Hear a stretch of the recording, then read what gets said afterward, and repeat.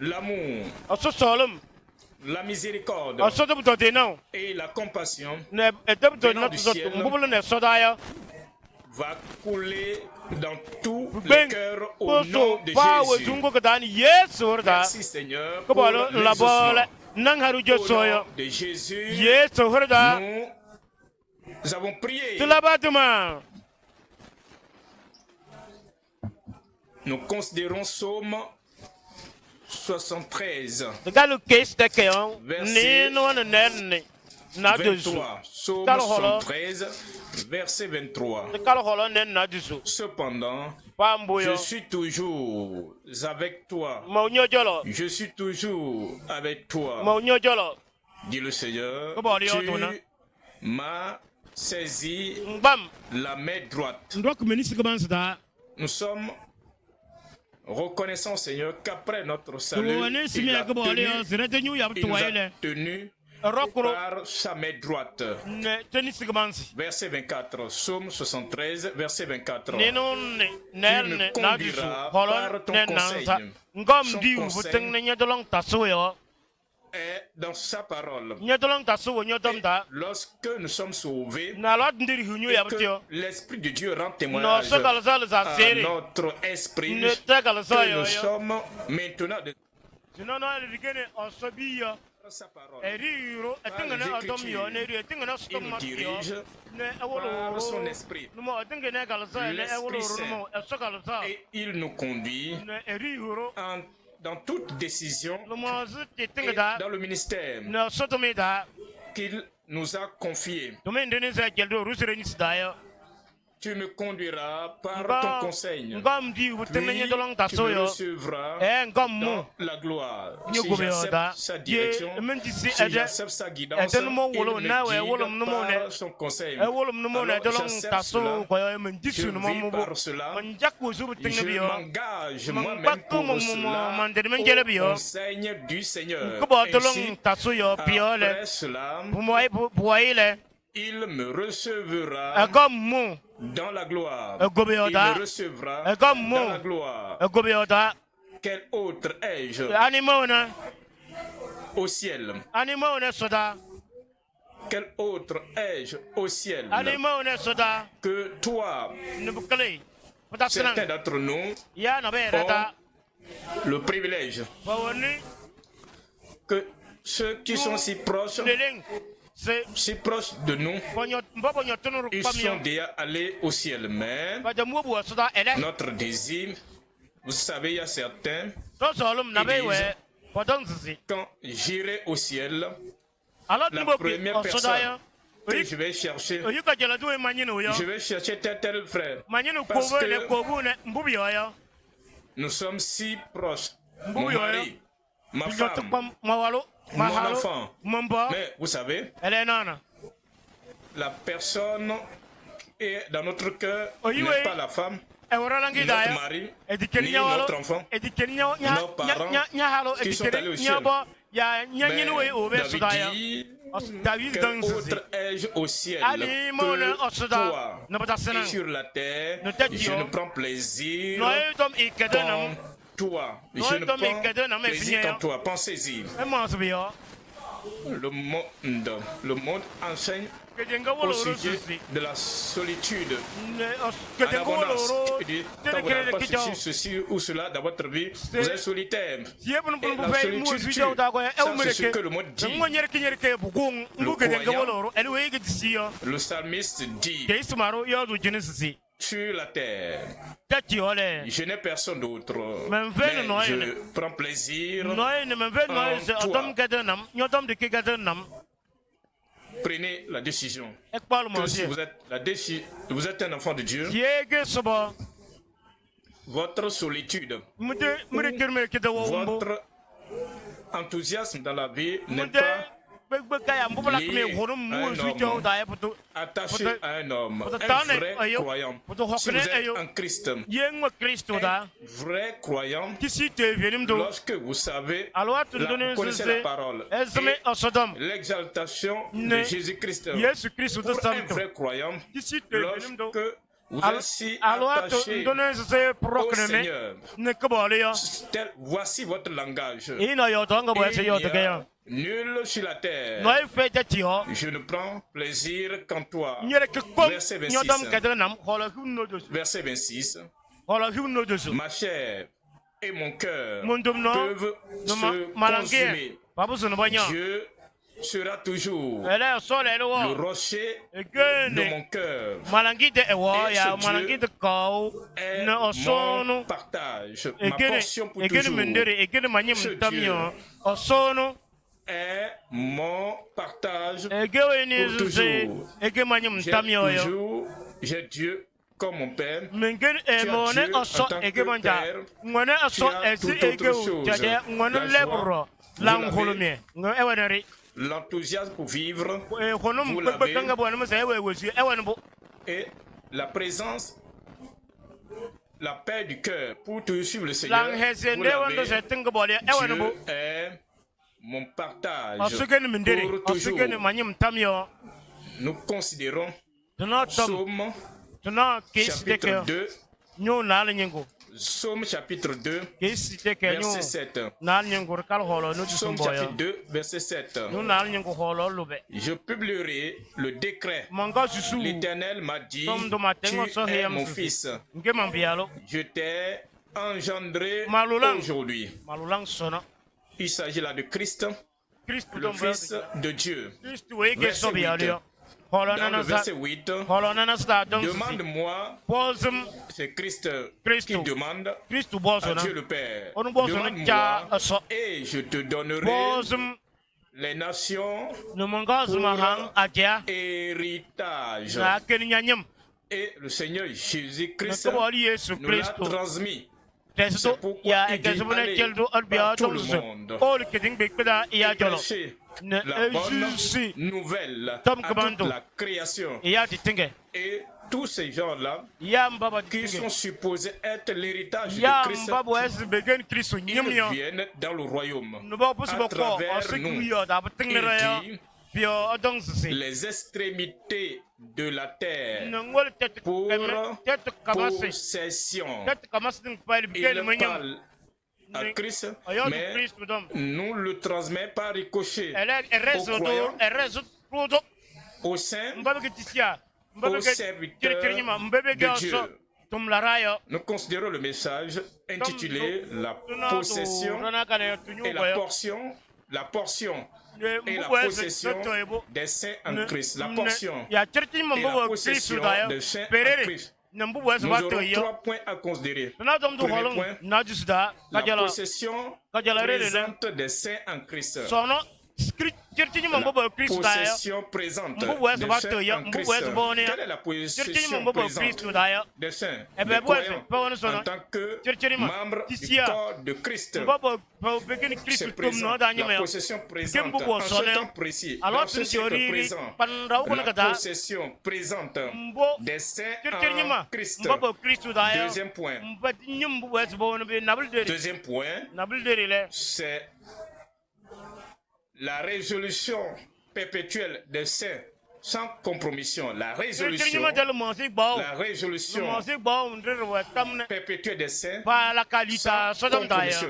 Il y a une raison pour laquelle Christ n'a pas amené cet enfant de Dieu, cette femme, cette fille de Dieu au ciel. Lorsqu'elle est née de nouveau, vous devez savoir, l'enfant de Dieu doit savoir l'objectif. Lorsque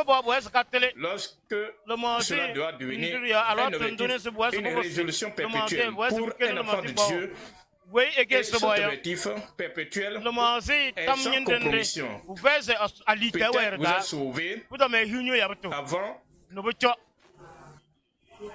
et vous êtes né de nouveau. En ce temps,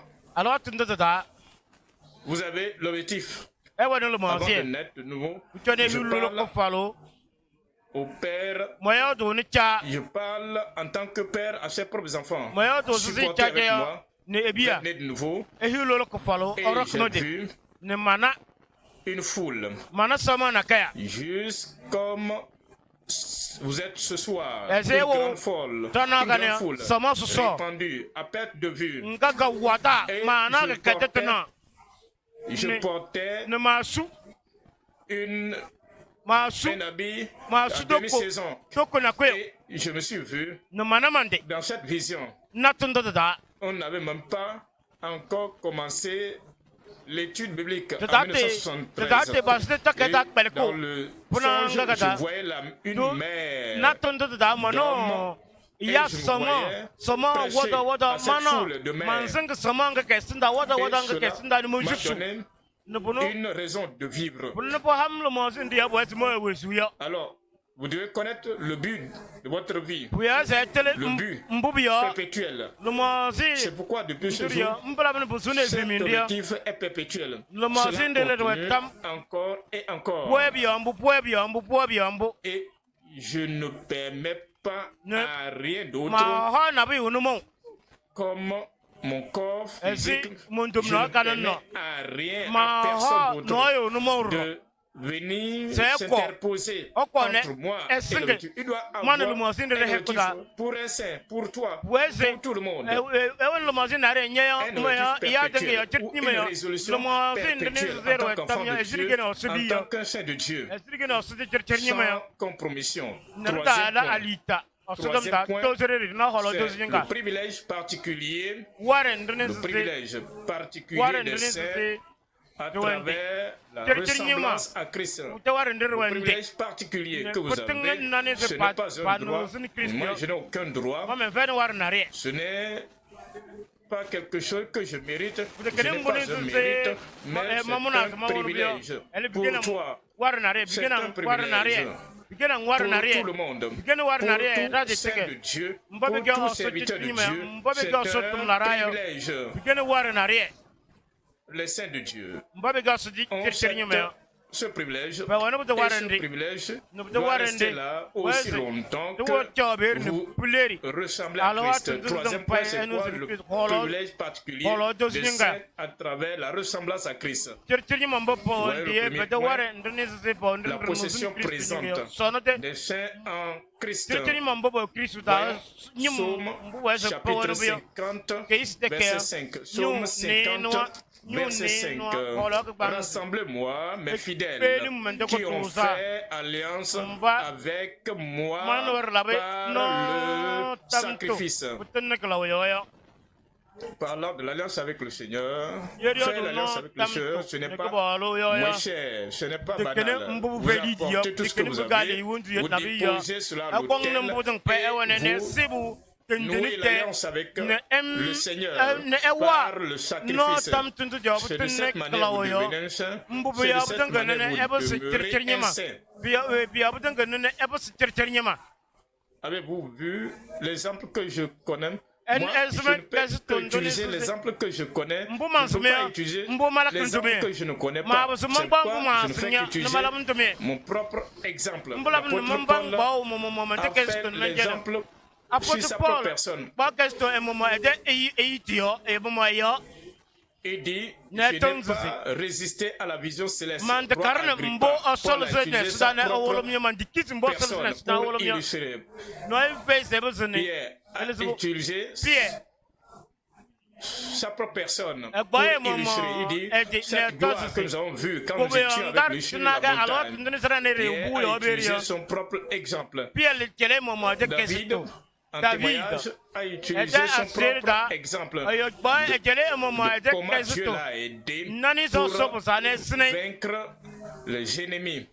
Ainsi, de la même manière, je me rappelle des saints qui ont fait l'alliance avec Dieu par le sacrifice.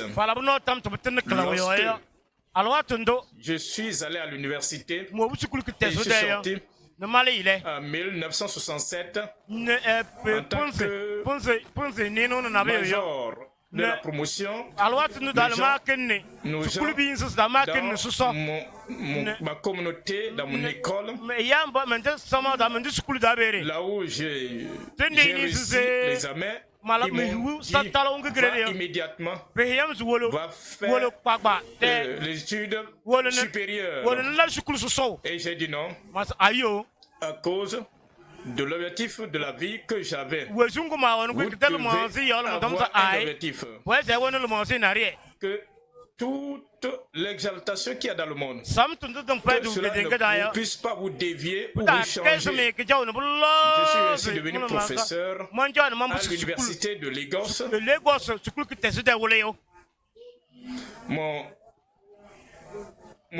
Mon directeur d'école a donné une bourse que je devais voyager à l'extérieur. Je pense que c'est 3 mois. Il a parlé au proviseur là-bas pour dire lorsque ce jeune homme viendra là-bas, il faut l'attacher là-bas. Il faut le maintenir là-bas pour qu'il passe 3 ans afin qu'il puisse faire l'éducation. Et quand j'ai fini, quand j'ai fini les 3 mois, le proviseur m'a appelé pour dire, tu sais que tu vas passer les 3 ans prochains ici, je l'ai regardé face à face et j'ai dit, non, c'est impossible, je ne peux pas rester ici au-delà de 3 mois. En réalité, c'est pourquoi nous sommes allés faire pendant 3 mois. J'avais terminé cela en 2 mois. Je suis revenu. Et ici, le responsable des études ici, quand je suis revenu, il a dit, oui, je suis revenu. Il dit, est-ce que le responsable d'études là-bas ne t'a pas parlé? Oui, il m'a parlé. Et sais-tu que tu auras ton salaire ici et tu auras également les frais d'études là-bas, la bourse là-bas. J'ai dit, je sais. Et pourquoi n'es-tu pas resté avant de répondre? Il dit, c'est parce que c'est à cause de tes études bibliques là. J'ai dit, oui, monsieur. Vous savez, lorsque vous avez un objectif, que Dieu vous a appelé pour une mission, vous restez attaché à cette mission. Il n'était pas d'accord avec moi, mais que pouvait-il faire? Parce que depuis que je suis devenu né de nouveau, je n'ai jamais autorisé quelqu'un de me dicter ce que je fais, de me dicter ce que je ne dois pas faire, parce que Dieu est devenu mon partage pour toujours. Et tout ce que Dieu a prévu pour ma vie, c'est ce que j'ai fait. Rassemblez-moi, mes saints. Rassemblez-moi mes fidèles qui ont fait alliance avec moi par le sacrifice. Nous sommes des saints et nous devons comprendre notre possession, notre position présente en tant que saints en Christ. Voyons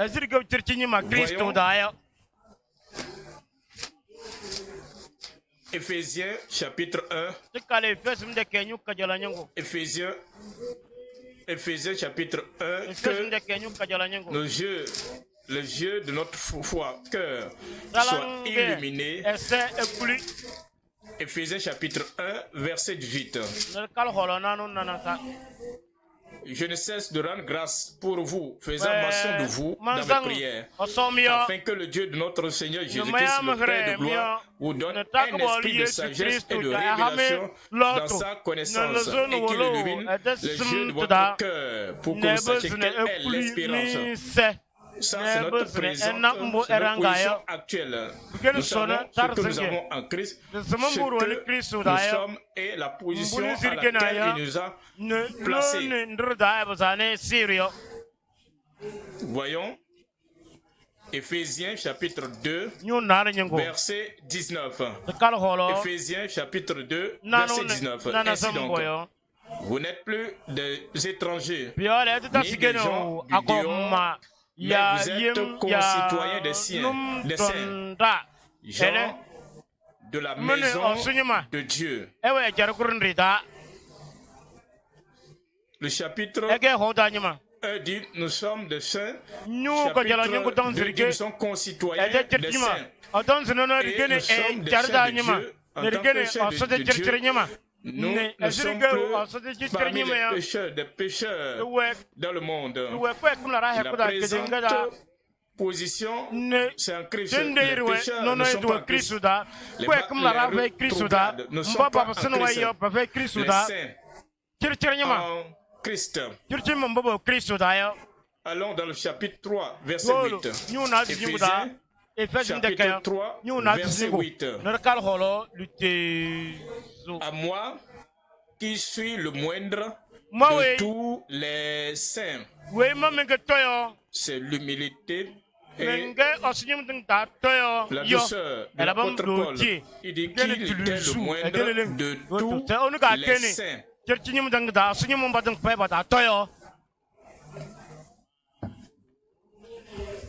Nous connaissons l'homme qui a écrit presque la moitié des livres des écrits du Nouveau Testament.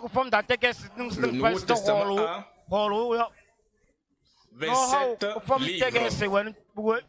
Les livres et les épîtres. Et il a écrit 14 épîtres. Disons, je suis le moindre de tous les saints. C'est l'humilité qu'il porte. Mais il savait, peu importe ce que les autres font, peu importe ce que les autres n'ont pas fait, il avait un but, une résolution. Dieu l'a appelé pour un but, et il doit accomplir ce but-là. Et il dit, dans ce verset 8, à moi, qui suis le moindre de tous les saints, cette grâce a été accordée d'annoncer aux païens les richesses incompréhensibles de Christ. Les richesses incompréhensibles de Christ. Pourquoi l'apôtre Paul n'a pas comparé ses notes avec d'autres personnes? L'évangile que le Seigneur lui a donné, le message que Dieu lui avait donné, la révélation que Dieu lui avait donnée, était rempli, saturé des richesses incompréhensibles de Christ. Ça, c'est la position, c'est la plateforme que le ciel l'avait placée. Et il le savait. Savez-vous la position que vous avez en tant que chef? Ce n'est pas général. Je vous parle, je m'adresse à vous en particulier. Protégez-vous cette position, préservez-vous cette position, vivez-vous par cette position. Voyez le verset 9. Éphésiens, chapitre 3, verset 9. Et de mettre en lumière quelle est la dispensation du mystère caché de tout temps en Dieu, qui a créé toutes choses. En Dieu qui a créé toutes choses.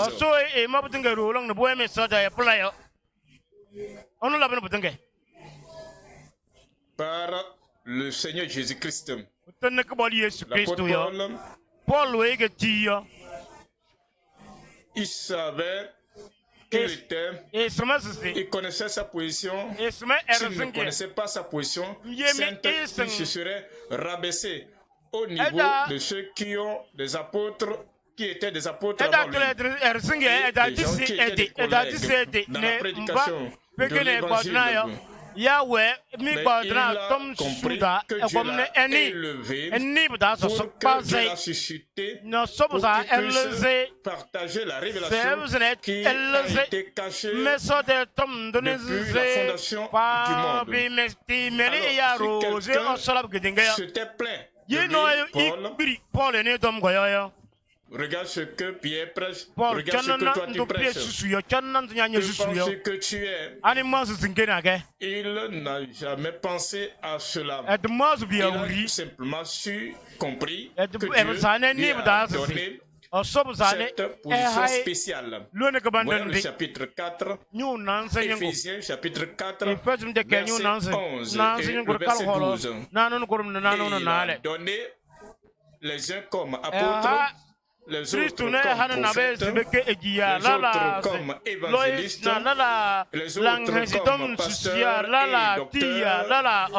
Verset 12. Pour le perfectionnement des saints.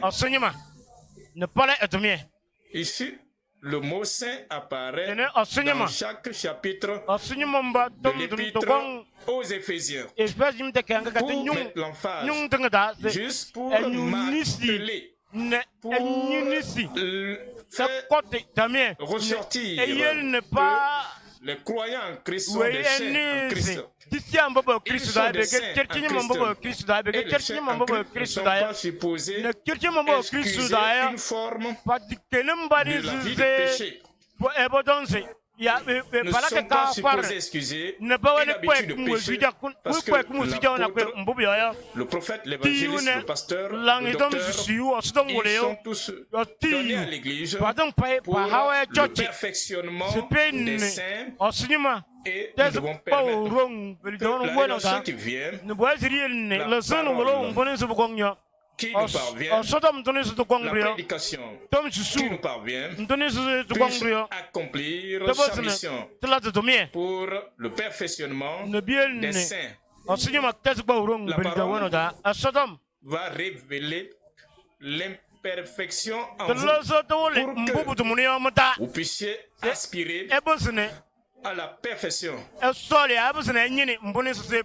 sacrifice de Christ était destiné pour nous perfectionner. Pour le perfectionnement des saints, en vue de l'œuvre du ministère. Comme Dieu a aidé l'apôtre, le prophète, l'évangéliste, le pasteur, l'enseignant ou le docteur pour faire l'œuvre du ministère. Et ils doivent susciter d'autres ouvriers. Ils doivent montrer aux ouvriers comment ils pourront faire l'œuvre du ministère et de l'édification du corps de Christ. Nous sommes des saints, mais nous ne devons pas juste demeurer des saints. Chapitre 5, Éphésiens chapitre 5, verset 1. Oui, le mot saint est mentionné dans chaque chapitre de l'épître aux Éphésiens. Il démontre, il révèle notre position, cela révèle la provision, et cet épître révèle le modèle de vie que Christ, auquel Christ a appelé les saints. Éphésiens chapitre 5, verset 1. Devenez donc les imitateurs de Dieu comme des enfants bien-aimés. Ne suivez pas le monde. Ne suivez pas votre style de vie passé. Votre style de vie, votre passé, votre caractère passé. Comme des enfants bien-aimés, devenez des imitateurs de Dieu. Verset 2. Et marchez dans la charité. Marchez dans la charité. Ce n'est pas ce que vous ressentez. Marchez dans la charité. Ce n'est pas répliquer. Il m'a fait ceci. Il a fait ceci contre moi. Je vais lui montrer. Marchez dans l'amour.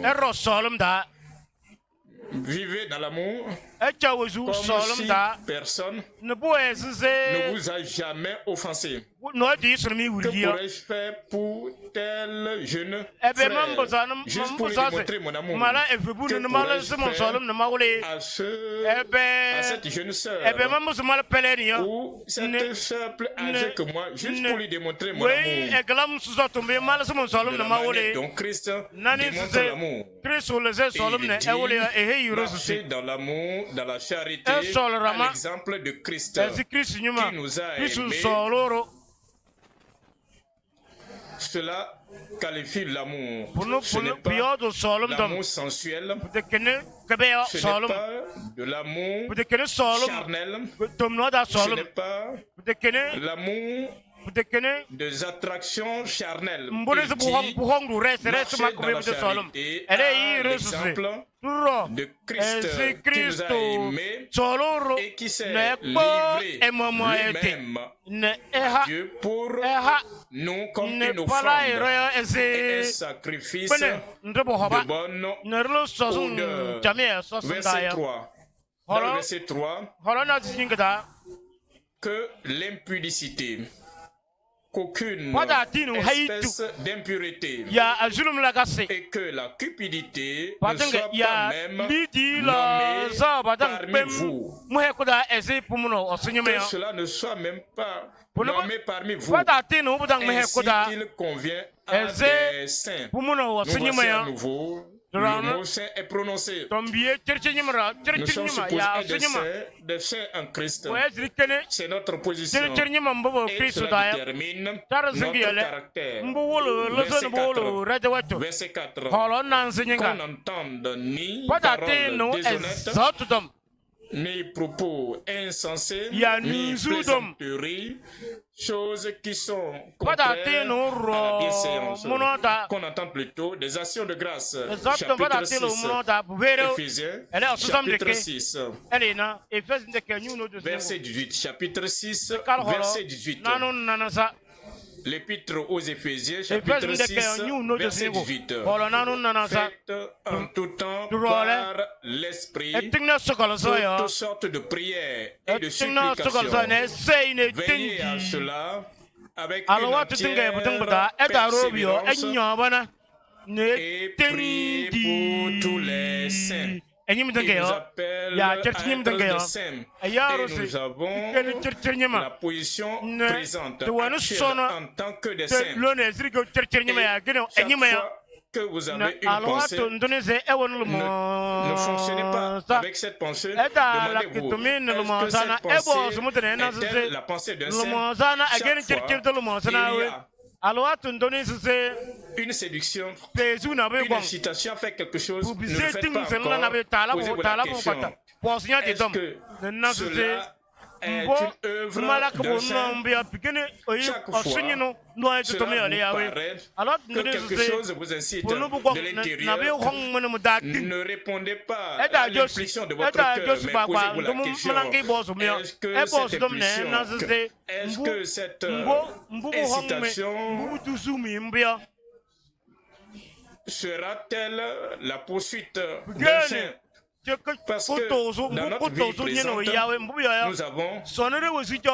nous avons la position présente des saints en Christ.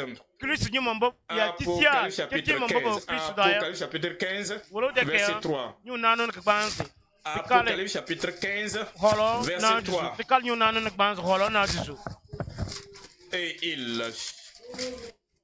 Et il chante le cantique de Moïse, le serviteur de Dieu, et le cantique de l'agneau, parce qu'ils ont été rachetés, lavés, purifiés, sauvés, sanctifiés par le sang de l'agneau. Maintenant, il chante le cantique de l'agneau en disant: tes œuvres sont grandes et admirables, Seigneur Dieu Tout-Puissant. Tes voies sont justes et véritables,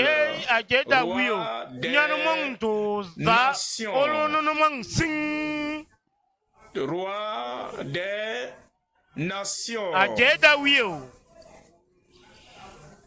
Il nous est dit dans les Juges, chapitre 21, verset 25, chacun faisait comme bon lui semblait, chacun agissait comme bon lui semblait, parce qu'il n'y avait pas de roi en Israël.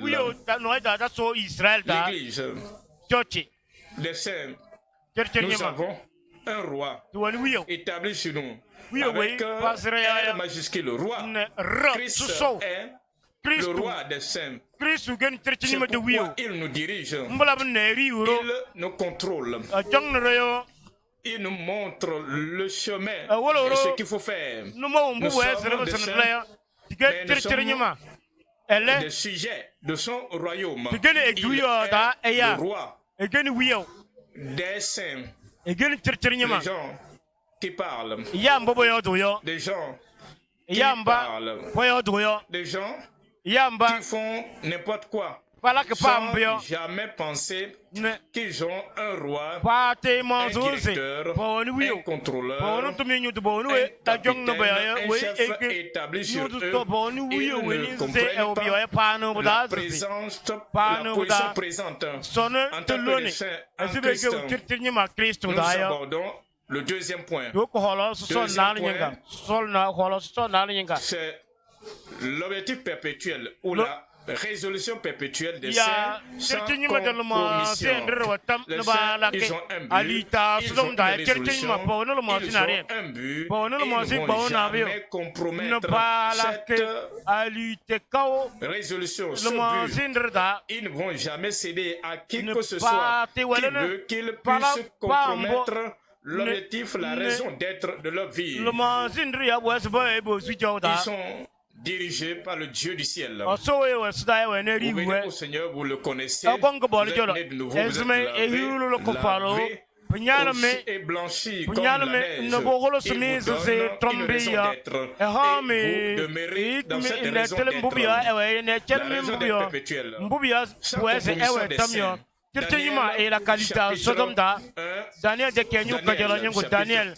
Daniel chapitre 1, verset 6. Daniel chapitre 1, verset 8. Daniel 1, 8. Daniel résolut de ne pas se souiller par les mets du roi et par le vin dont le roi buvait. Et il pria le chef des eunuques de ne pas l'obliger à se souiller.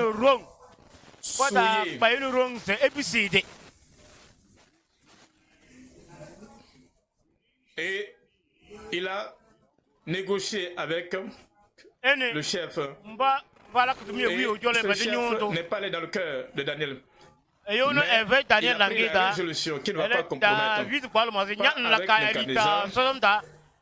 Nebuchadnezzar, mais pas avec le serviteur de Nebuchadnezzar. Il a résolu de ne pas compromettre avec le serviteur. Mais il a pris la résolution sans compromission. Ayant la résolution de cœur sans compromission. Pourquoi avait-il été enlevé? Pourquoi avait-il été rappelé au ciel? Et aucun de ses contemporains, bien qu'il soit un homme marié, il avait des enfants également. Et cependant, par contre, il n'avait pas compromis même avec sa famille. Il s'agit là des gens qui sont dignes d'être enlevés parce qu'ils ont une résolution de cœur sans compromission. Noé avait une résolution de cœur. Bâtis-moi l'arche. Nous bâtissons et nous prêchons.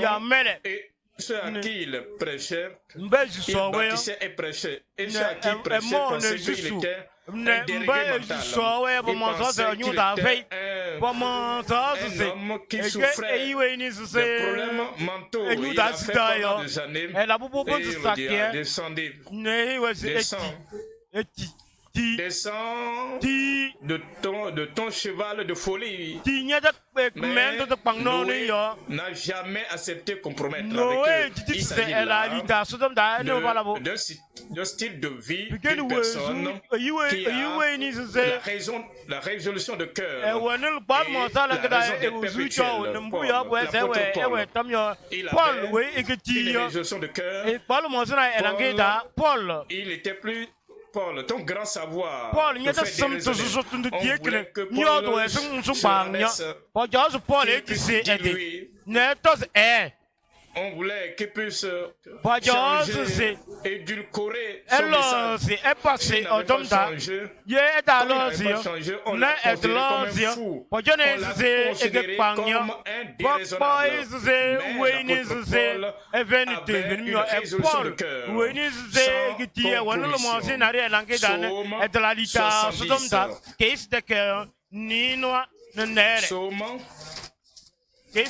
Psaume chapitre 17, verset 3. Si tu sondes mon cœur, si tu sondes mon cœur, Psaume 17, verset 3. Si tu sondes mon cœur, si tu le visites la nuit, si tu m'éprouves, tu ne trouveras rien de mauvais. Ma pensée n'est pas autre chose.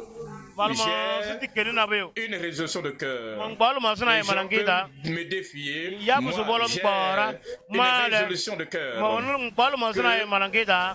Ma pensée n'est pas autre que ce qui sort de ma bouche. Je n'ai pas envie de discuter avec qui que ce soit, dans des discussions conflictuelles avec qui que ce soit. Je n'ai rien à prouver à qui que ce soit. Je n'ai rien à prouver ceci ou cela à qui que ce soit. Je suis juste résolu. J'ai résolu dans mon cœur que ma pensée ne sera pas autre chose que ce qui sort de ma bouche. Nous considérons, examinons Actes chapitre 26. Actes chapitre 26. Êtes-vous à mesure de tenir tout droit, juste, intègre? Pour y parvenir, vous devez avoir une résolution de cœur. Et cette résolution, vous allez vous la répéter à vous-même dans un monologue. Et lorsque vous le faites, vous affirmez et vous réaffirmez l'objectif de Dieu sur votre vie. Chapitre 26, verset 16. Chapitre 26, verset 16. Mais lève-toi et tiens-toi sur tes pieds, car je te suis apparu pour t'établir ministre et témoin des choses. Je t'ai apparu pour ce but. Si je n'avais pas d'objectif, je vais te laisser comme cela. Mais je me suis apparu à toi pour ce but-là. Je t'ai choisi. Je t'ai appelé, je t'ai sauvé et je t'ai appelé pour t'établir ministre à moi. Et à cause de l'objectif que j'ai, je te suis apparu pour ce but, pour cette mission, pour t'établir ministre. Et s'il n'avait pas vécu en tant que ministre, même s'il devenait un millionnaire, sa vie aurait été un gâchis. Parce que l'objectif du ciel, l'objectif de Christ, c'est qu'il devait être un ministre et non un millionnaire. Quelqu'un de vous donner ceci, je te donne ceci, je te donne cela. Si le fait d'être un millionnaire va vous déplacer, vous dévier du chemin d'être ministre, le millionnaire qui font de vous, cela vous amène à abandonner l'objectif de Dieu pour votre vie, pour t'établir ministre et témoin des choses que tu as vues et de celles pour lesquelles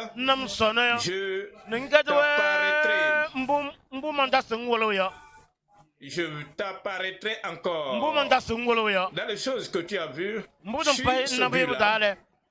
Et lorsque je vois que tu suis l'objectif là, la mission pour laquelle il t'a appelé, je t'apparaît encore. Vous devez faire ce que vous avez déjà entendu afin qu'il puisse vous donner de nouvelles révélations. Les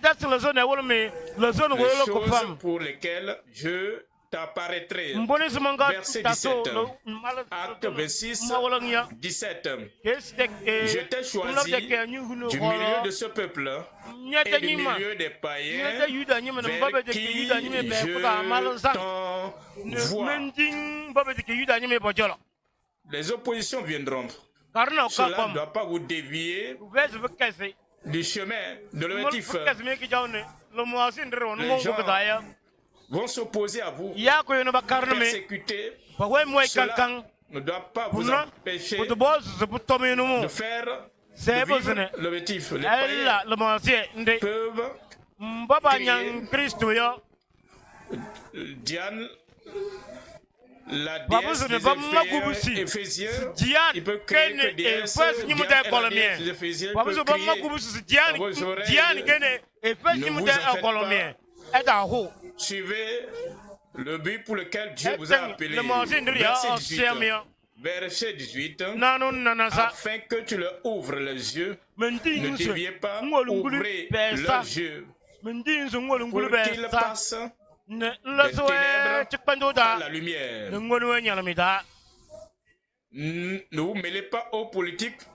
Ne vous mêlez pas aux affaires contraires à votre mission. Voici l'objectif, pour que tu leur ouvres les yeux, pour qu'ils passent des ténèbres à la lumière et de la puissance de Satan à Dieu, pour qu'ils reçoivent par la foi à moi le pardon des péchés et l'héritage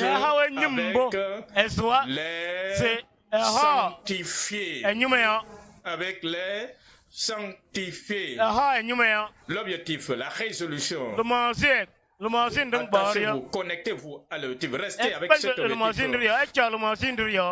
Identifiez-vous, reconnaissez la raison pour laquelle Dieu vous a amené à ce point-là.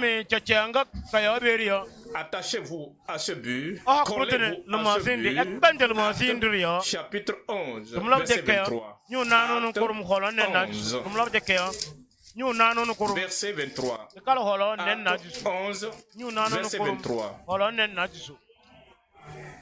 Lorsqu'il fut arrivé et qu'il eut vu la grâce de Dieu, la grâce de Dieu apporte le salut. Et voyons comment elle opère le salut dans la vie des gens. C'est de cette manière que vous constatez la grâce de Dieu. Comment pouvez-vous remarquer la grâce? C'est pas la transformation, le changement de vie. C'est de cette manière que nous voyons la grâce de Dieu. Lorsqu'il fut arrivé et qu'il eut vu la grâce de Dieu, il s'en réjouit et il les exhorta tous à rester d'un cœur ferme. Vous êtes sauvés. Maintenant, continuez à suivre le Seigneur avec un cœur ferme. Ne considérez pas les persécutions, mais ayez le regard sur l'objectif. Ne vous concentrez pas sur les mauvaises représentations, sur les gens qui veulent nuire. Ils peuvent parfois vous offenser. Ils peuvent même mal interpréter ce que vous dites. Ne vous souciez pas d'eux, mais ayez le regard fixé sur le but et un cœur ferme. Restez le cœur ferme, attaché au Seigneur. Le but perpétuel des saints, la raison d'être perpétuel des saints, sans compromission. Il dit en Romains chapitre 6, Romains chapitre 6, verset 28. Romains chapitre 8, verset 28. Romains chapitre 8, verset 28. Nous savons du reste que toute chose concourt au bien de ceux qui aiment Dieu, de ceux qui sont appelés selon son dessein, de ceux qui sont appelés selon son dessein. Dieu veille et observe supervise son dessein. Toutes les choses vont concourir ensemble pour le bien de ceux qui aiment Dieu, qui sont aimés de Dieu, pour ceux qui sont appelés selon le dessein de Dieu. Quel est le dessein de Dieu? Verset 29. Verset 29, Romains 8, 29. Car ceux qu'il a connus d'avance, il les a aussi prédestinés à être semblable à l'image. C'est là la prédestination. Être semblable, être conforme à l'image de son fils. Son fils fut le premier-né entre plusieurs frères. Il s'agit là du dessein de Dieu pour toi, pour moi, pour nous tous, pour que nous puissions devenir semblables à toutes choses, à l'image, au caractère, à la vie du Seigneur Jésus-Christ. 2 Timothée, chapitre 3. 2 Timothée, chapitre 3. Verset 10. 2 Timothée 3, verset 10. Pour toi, tu as suivi de près mon enseignement, ma conduite. C'est l'objectif. C'est le but. C'est le dessein.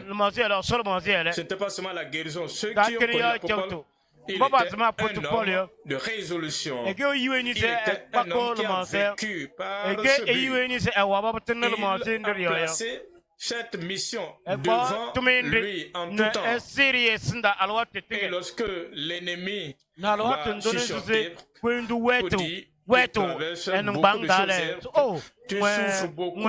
Cette persécution est vraiment atroce. Il ramène l'objectif devant lui. Et il se rassure que cette manière de vivre, l'emprisonnement, la persécution, que cela n'arrête pas cet objectif. Ainsi dit Timothée. Et il écrivait la dernière épître qu'il a jamais écrite. Il dit Timothée, pour toi tu as suivi de près. Tu as suivi de près, ce n'est pas partiellement. Tu as suivi de près mon enseignement, ma conduite, mes résolutions, ma foi, ma douceur, ma charité, ma constance, mes persécutions. Verset 11. Verset 11. Mes persécutions au pluriel.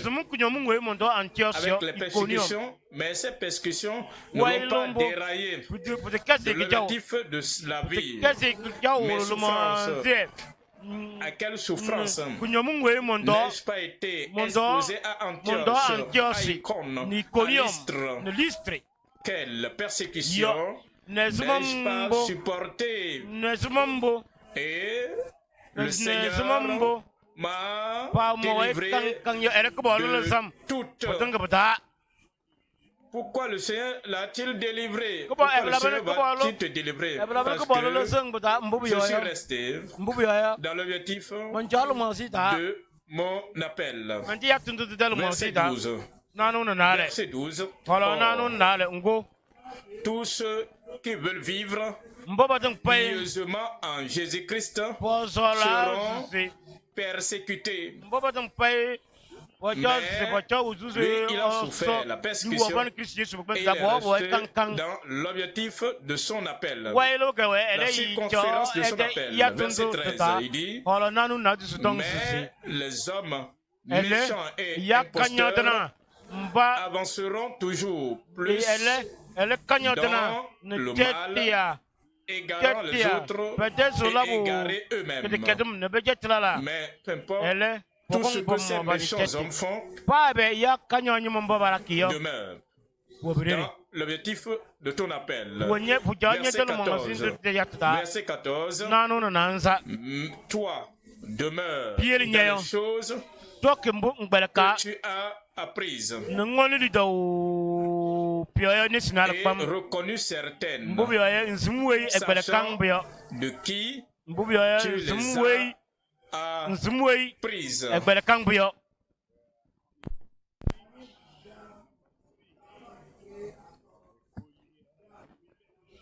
Nous abordons le troisième point.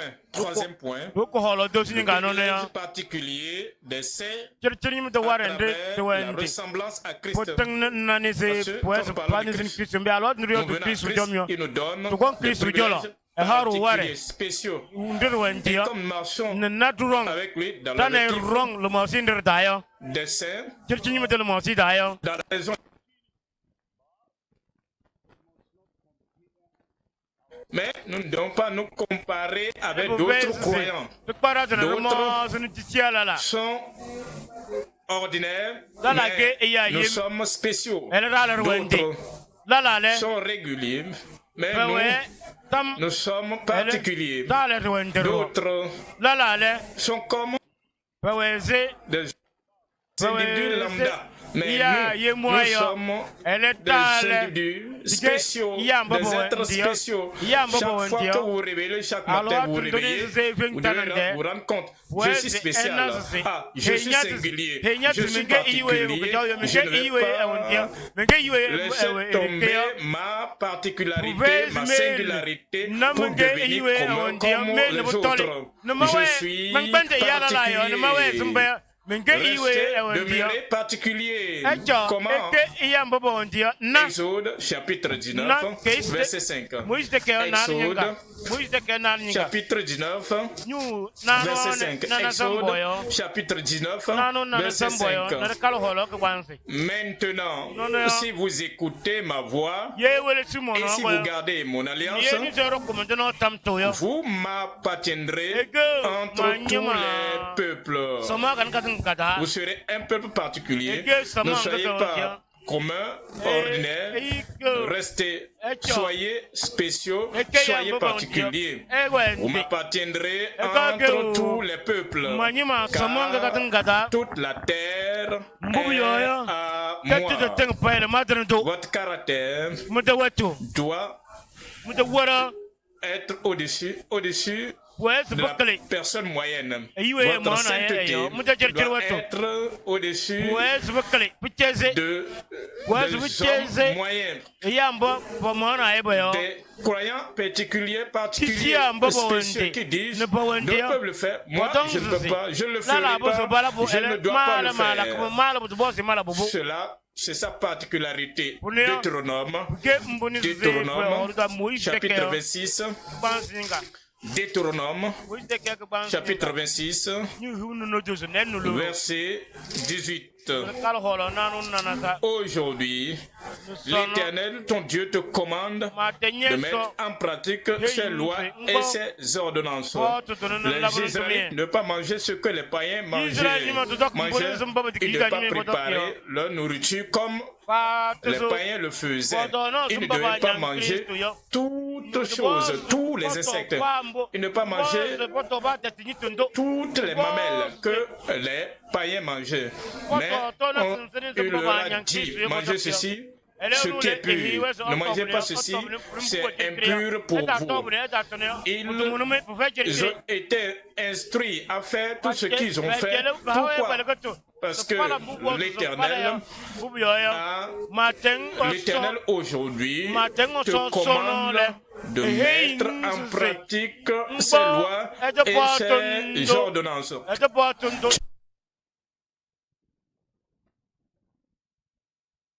De mettre en pratique. Peuple particulier. Esaïe chapitre 43.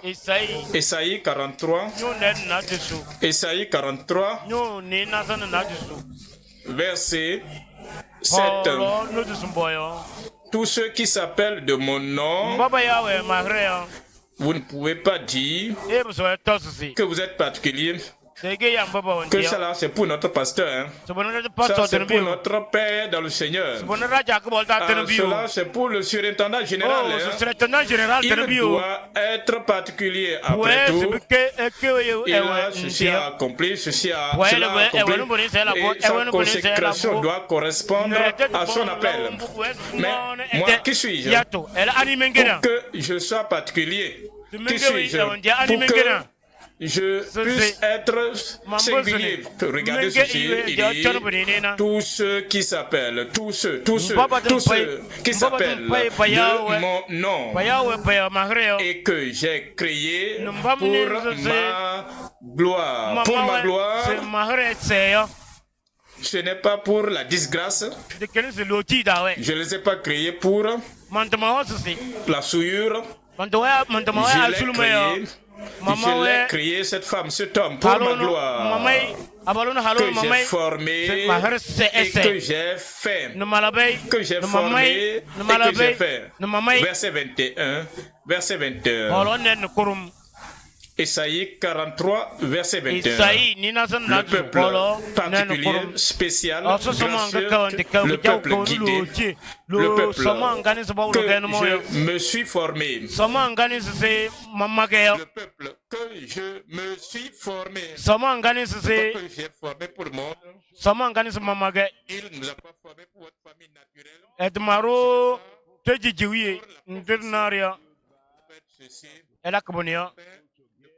Garder le corps et l'âme ensemble. Avoir quelque chose le pain à manger, mais vous devez comprendre. À chaque minute, vous êtes formé pour Dieu. Le peuple que je me suis formé publiera mes louanges. Démontrera la louange du Seigneur. Dans votre habillement, ce n'est pas pour la louange de votre corps. Dans votre habillement, vous ne démontrez pas l'exposition, votre anatomie, dans votre apparence. Vous n'êtes pas en train de nous exhiber la gloire de la chair humaine. Vous êtes formés pour Dieu et vous êtes formés pour vivre pour Dieu. Chapitre 2, verset 9. 1 Pierre, chapitre 2, au verset 9. Vous, au contraire, vous êtes une race élue, une génération élue, un sacerdoce royal, une nation sainte, un peuple acquis, un peuple particulier. L'avez-vous compris maintenant que vous devez être exceptionnel? D'autres peuvent le faire, mais vous ne pouvez pas le faire. D'autres peuvent le faire, mais vous ne le ferez pas. D'autres peuvent le faire, mais vous ne devez pas le faire. Il vous a appelé à faire partie des citoyens d'une nation sainte. L'Église est une nation au sein de laquelle, au sein d'une autre nation, il y a une nation, la nation physique, il y a une autre nation, mais l'Église est une nation sainte à l'intérieur d'une nation humaine. Et il dit, mais vous êtes une race élue, un sacerdoce royal, une nation sainte, un peuple acquis, un peuple acquis, un peuple acquis, afin que vous annonciez les vertus de celui qui vous a appelé des ténèbres à son admirable lumière. Au verset 21, 1 Pierre chapitre 2, verset 21. Et c'est à cela que vous avez été appelés comme un peuple particulier, parce que Christ aussi a souffert pour vous, vous laissant un exemple. Vous ne devez suivre aucun autre exemple. Parce que tel fait ceci, laisse-le dans son coin. Tel fait ceci, laisse-la avec ce qu'elle fait. Une mère en Israël, maman tel fait ceci, laisse-la avec cela, papa, maman, fais ceci. Avec cela, avec ceci. S'ils ne sont pas particuliers, vous ne devez pas les suivre. Vous devez suivre le chemin, le modèle qui est particulier. C'est le chemin que Jésus a emprunté, parce que Christ a souffert aussi pour nous, vous laissant un exemple afin que vous suiviez ces traces. Verset 22. Dans le verset 22, lui qui n'a point commis de péché, suivez ces traces, dans la bouche duquel il ne s'est point trouvé de fraude, suivez ces traces. Verset 23, lui qui injuriait ne rendait point d'injure. Vous savez, ce style de vie, de payer la monnaie, de retourner la monnaie, de rendre la monnaie, tu me jettes la pierre, je te jette la pierre en retour. Ça, ce n'est pas notre appel, parce que nous devons suivre les traces de Christ.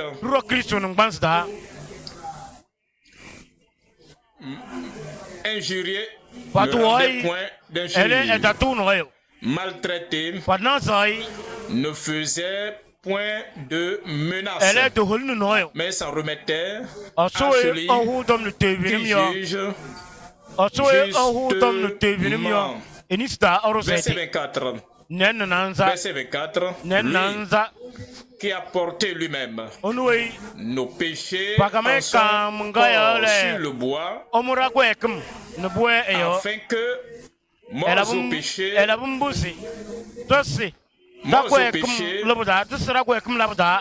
les péchés de la chair ne doivent pas nous attirer plus jamais. Nous sommes particuliers. Nous vivons bien sûr sur la terre encore. Comment les péchés du monde ne pourront-ils pas nous attirer, vous attirer? Oui, ça c'est la particularité. Et c'est la vie particulière que nous menons. Morts au péché, nous vivons pour la justice. Lui par les meurtrissures duquel vous avez été guéris. Particulier, je prie que cette grâce d'être particulier, spéciaux, non commun, repose sur chacune de nos vies au nom de Jésus. Un bon amen. Tite, chapitre 2, verset 14. Tite 2, 14. Tite, chapitre 2, au verset 14. Qui s'est donné lui-même pour nous, afin de nous racheter de toute iniquité et de se faire un peuple qui lui appartienne, purifié par lui partout. Il nous dit, il veut que nous menions une vie qui est au-dessus de la moyenne. Manifester le caractère qui est au-dessus de la moyenne. Et avoir la sainteté et non la sainteté commune, banale, que d'autres très mal, seulement dans leur habillement. La sainteté banale, seulement dans leur apparence physique, particulière en cette vie, pour que toute chose à l'intérieur, à l'extérieur, toute chose en privé, en public, puisse être au-dessus de tout cela pour se faire un peuple purifié par lui et zélé pour les bonnes œuvres. Le Seigneur le fera dans nos vies. Dites-le dans ma vie. Si vous ne le dites pas, cela veut dire que en réalité, vous n'acceptez pas l'appel, l'engagement, la consécration pour être particulier. J'ai dit, puisse le Seigneur le faire dans ma vie. Que dites-vous? Que le Seigneur le confirme pour tout le monde au nom de Jésus. Apocalypse chapitre 4, verset 11. Apocalypse chapitre 4, verset 11. Tu es digne, notre Seigneur et notre Dieu, de recevoir la gloire et l'honneur et la puissance, car tu as créé toutes choses Tu as créé tout le peuple, toutes choses, tu as créé tout le royaume. Et c'est par ta volonté qu'elles existent et qu'elles ont été créées, pas pour mon plaisir, pas pour ton plaisir, mais il a créé tous les peuples, toutes choses. Il les a recréées pour sa volonté, et c'est par ta volonté qu'elles existent et qu'elles ont été créées. C'est par ta volonté qu'elles existent et qu'elles ont été créées. C'est là notre portion, c'est là notre possession. Il s'agit là de notre position. Il s'agit là notre raison d'être. Il s'agit là notre privilège. Puisse le Seigneur l'accomplir dans chacune de nos vies au nom de Jésus. Un autre amen. Amen. Un bon amen. Amen.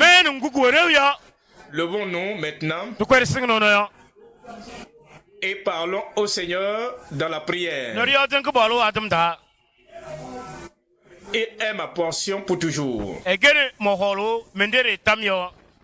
Et il veut que nous possédions les nations, les païens. Il veut que nous puissions dire à travers ma dévotion le dévouement à Dieu. Cette personne qui était un pécheur, païen, est devenue la possession de Christ. Montre-moi tes convertis. Il nous a appelés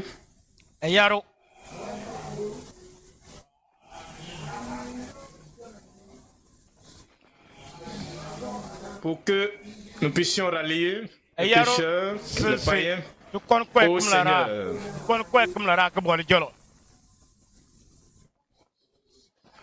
Et il veut que nous soyons satisfaits avec Dieu, notre portion. Dieu, notre partage pour toujours.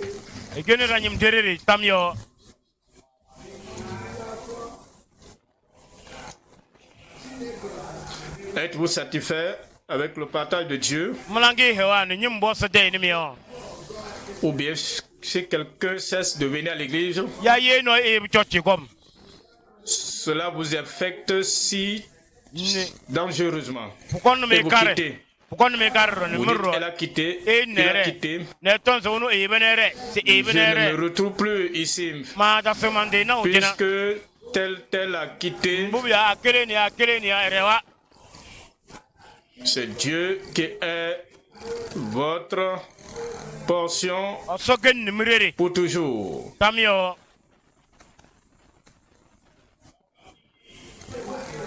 Et sans lui, je suis parti. Dieu, votre portion pour toujours. Sans cette femme, je suis parti. Mais lorsque vous avez Dieu comme partage pour toujours,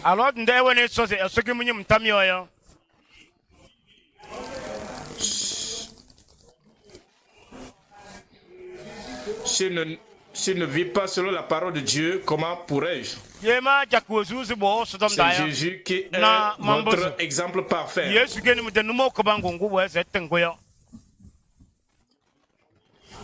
J'ai le regard sur lui. J'ai le regard sur Jésus et non sur un homme.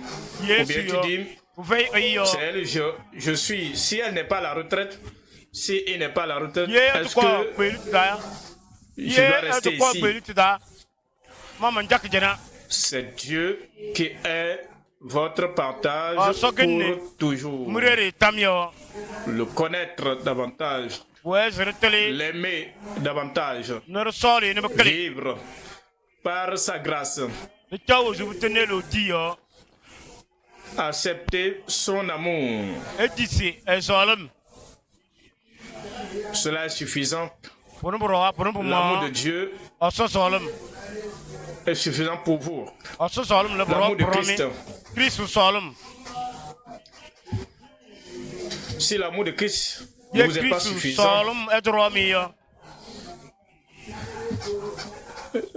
cela ne suffit pas. L'amour de Dieu plus l'argent. Ainsi, je vais rester. Lorsqu'il y a l'amour de Dieu,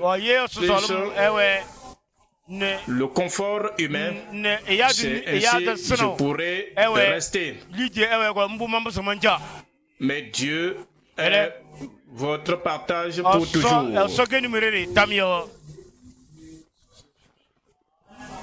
La persécution peut venir. Dieu est votre portion pour toujours. La mine des gens, la mine des femmes et des hommes peut venir. Qu'est-ce que vous avez à cirer avec cela? Que Dieu est votre portion pour toujours. Qu'on te loue, qu'on te blâme. Qu'est-ce que cela a fait avec votre vie? La louange des hommes sont si légères, si flatteuses, si légères, si vides. Et le blâme de l'homme est si léger. Qu'avez-vous à faire avec cela? Dieu est mon partage, ma portion pour toujours. La félicitation de l'homme, la condamnation de l'homme. Qu'est-ce que cela a fait avec vous? Dieu est ta portion pour toujours. La santé, les blessures. Quel problème avez-vous avec cela? Dieu est ta portion pour toujours. Les persécutions, la pression, qu'en est-il de cela? Est-ce que cela compte? Dieu est ta portion pour toujours. Maintenez votre position. La position de saint en Christ. Nous ne sommes plus des pécheurs en Christ. Nous sommes des saints en Christ.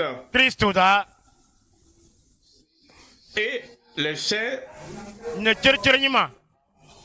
vivent dans la sainteté, dans la maison. Les saints agissent saintement à la maison, au service, au marché. Les saints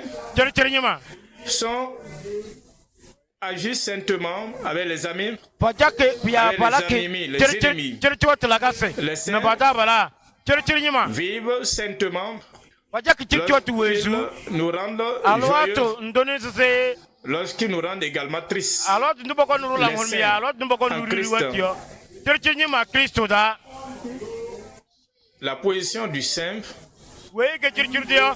et nous tenons par cette position.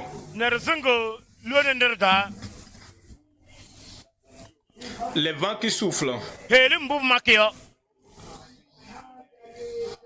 souvent ne souffrent pas pour balayer la sainteté de notre vie. La tempête qui vient n'emportera pas la sainteté. La sainteté hors de nos vies, hors de notre cœur.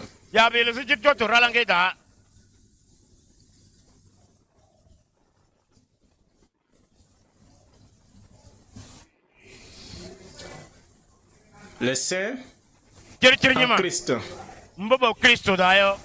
La frustration, la frustration la fatigue ne va pas détruire, écraser la sainteté de votre vie. Nous maintenons cette position. Nous sommes des saints en Christ.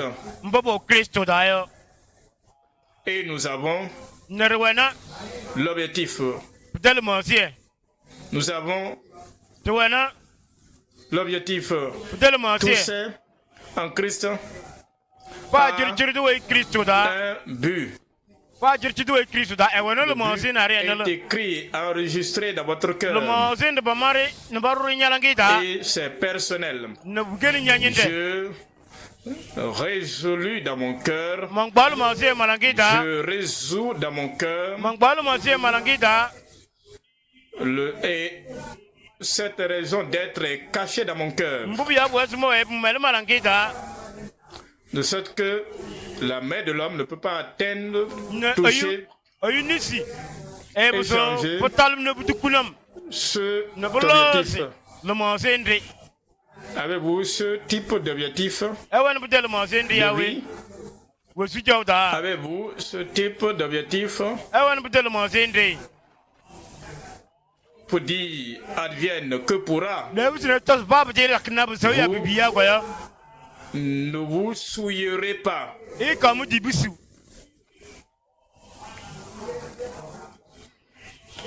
Les panneaux dans la rue montrent pour dire voici la boisson que les rois boivent. Cela ne vous affecte pas. Sur les panneaux, il peut être affiché voici la manière de faire des hommes populaires. Vous avez un but dans votre cœur. Le panneau dans les rues ne vous changera pas. Ne changera pas la résolution de votre cœur. Les gens peuvent venir vous parler. Sais-tu que tel autre, cette autre église très respectée, voici ce qu'ils font. Voici ce qu'ils font, la manière ils font les choses. Ça, il s'agit d'eux, mais vous avez une résolution de cœur.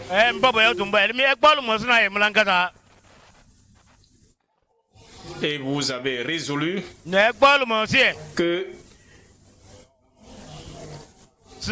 votre bouche ne va pas transgresser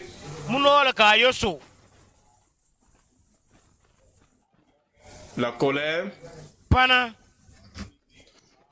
ne rendra pas votre bouche, ne amènera pas votre bouche à pécher. Vous avez résolu, j'ai résolu dans mon cœur que mon cœur ne va pas abriter, retenir la colère, car c'est de l'abondance du cœur que la bouche parle. Et les cieux ont un but, puisque j'ai la résolution que ma bouche ne va pas transgresser, ne va pas abriter, loger la colère dans mon cœur, la haine dans mon cœur, les plans pour venger dans mon cœur, je ne vais pas garder cela. Pour que l'objectif de mon cœur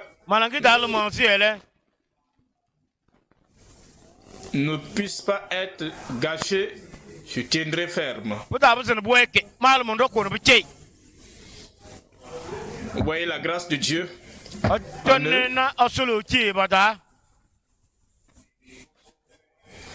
Paul a vu cette grâce et les a exaltés avec la résolution de cœur. Il les a exhortés à rester attachés au Seigneur, à être collés au Seigneur, La résolution de cœur.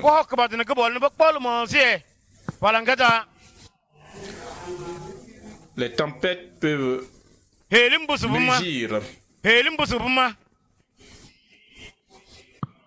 La persécution extravagante peut venir.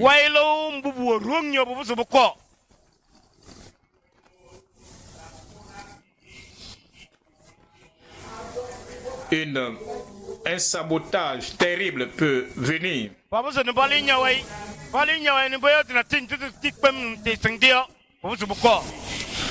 Une fausse information peut venir. Une malcompréhension terrible peut venir. Cela ne changera pas la résolution de votre cœur. Il les a exhortés à rester attachés d'un cœur ferme au Seigneur, à rester attachés d'un cœur ferme au Seigneur. Et avec cette résolution de cœur, Christ vous est apparu pour être votre sauveur, pour être celui qui vous sanctifie pour cette mission, afin de faire de vous un ministre,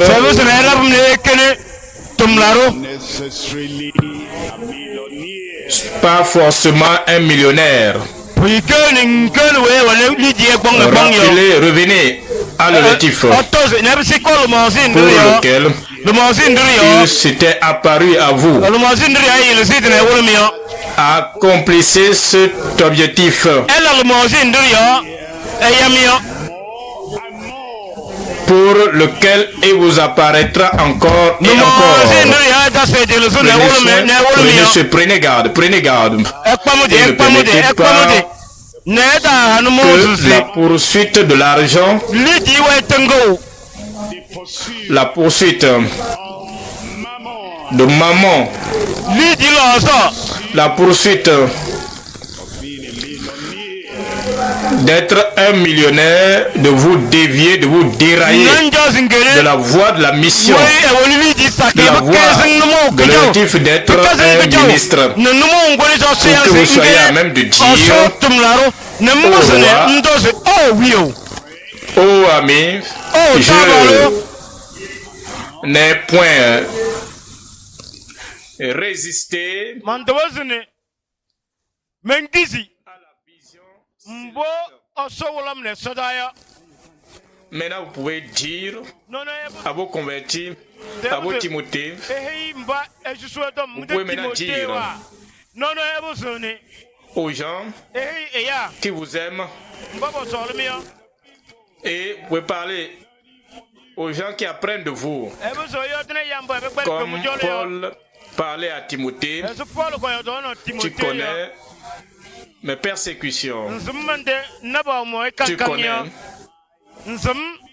mes afflictions, mes souffrances, tu connais ma conduite, tu connais mes résolutions. Les gens qui sont proches de vous ne seront pas ignorants de votre appel, ne seront pas ignorants de vos résolutions. La résolution perpétuelle, le cœur des saints en Christ. Rappelez-vous de vos privilèges. C'est un privilège que Dieu révèle sa pensée à vous. Rappelez-vous, quel privilège. Les choses qui étaient cachées depuis les prophètes, depuis les rois, cachées aux prédicateurs, aux pasteurs et aux pionniers, que le Seigneur vous donne le privilège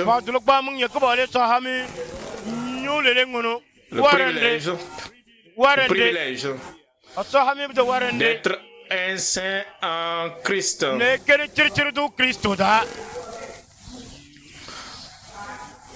N'abusez pas votre privilège. Ne minimisez pas votre privilège. Ne dévalorisez pas votre privilège.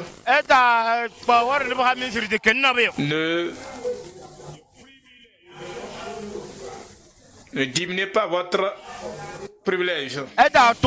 Vous êtes appelés les saints de Dieu. Que l'Église soit l'Église. Que les chrétiens soient vraiment des saints. Pensez-y. Méditez-y. Vivez par ce privilège d'être un saint.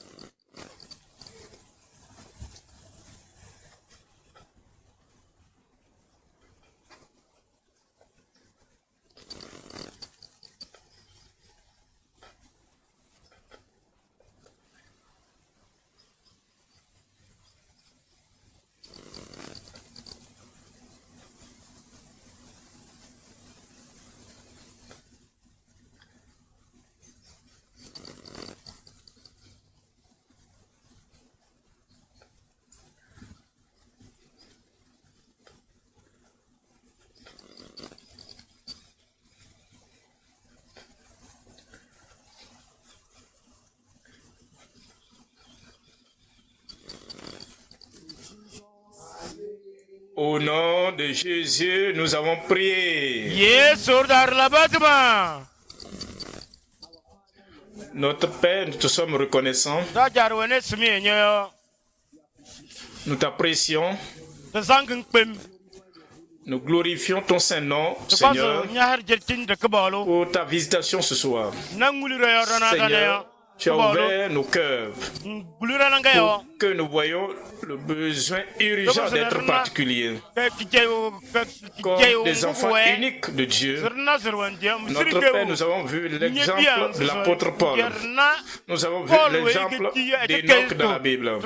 Nous avons vu l'exemple de Noé dans la Bible. Nous avons vu l'exemple des saints du temps des temps anciens. Nous avons vu également la vie de notre Père dans le Seigneur. Oh Seigneur, je demande ce soir que comme nous quittons ce camp le lundi, nous sortirons pour aller dans la société et nous aurons une vie particulière au nom de Jésus.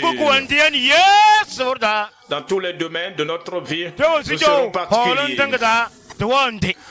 Dans les services, nous serons particuliers. Dans nos marchés, nous serons particuliers. Dans nos écoles, nous serons particuliers. Seigneur, dans l'évangélisation, nous serons particuliers. Encore le feu que tu as relâché sur nos vies continuera à brûler au nom de Jésus. Père, nous te confions notre Père entre tes mains. Oh Seigneur, nous prions que tu le gardes davantage pour nous. Plus de grâce, plus de ta puissance, plus d'onction, plus de force. Seigneur, nous prions que demain, il viendra rafraîchi au nom de Jésus. Toutes les bénédictions que nous avons reçues, personne nous ne la perdra. Nous garderons ces bénédictions de manière permanente au nom de Jésus. Merci Seigneur pour l'exaucement. Au nom de Jésus, nous avons prié. Je veux un amen retentissant.